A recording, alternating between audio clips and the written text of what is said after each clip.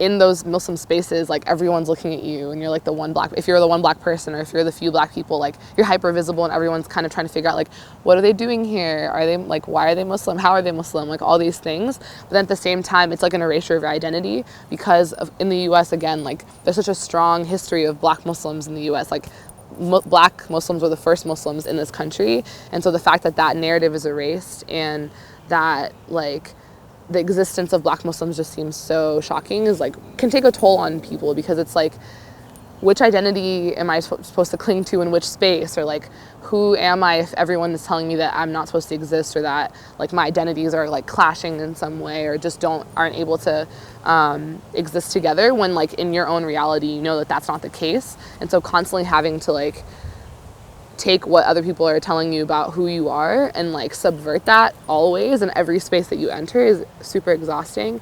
And within our communities, a lot of times mental health isn't talked about. So for it to take a toll on your mental health and then you not be able to talk about why that's taking a toll on your mental health it's just a lot for people to carry.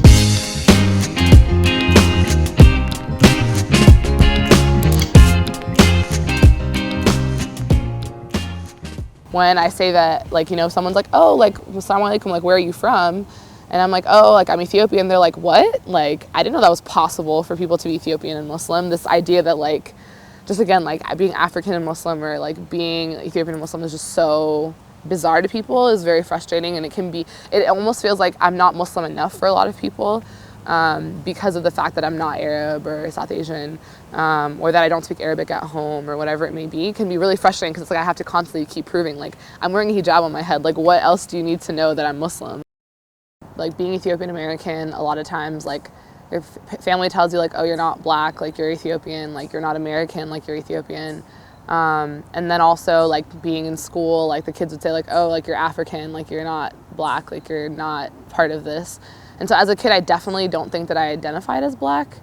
In middle school, like, I was like in the minority programs, but I still don't think that I like identified really as black until like later in high school when I started realizing that, like, regardless of what my like ethnic background is, I still am part of like this larger racial experience, basically, like both in the world and in the US. And then really it happened when I went to college, I think. So my freshman year, Black Lives Matter, that's kind of when a lot of like that was happening on social media and protests and stuff like that.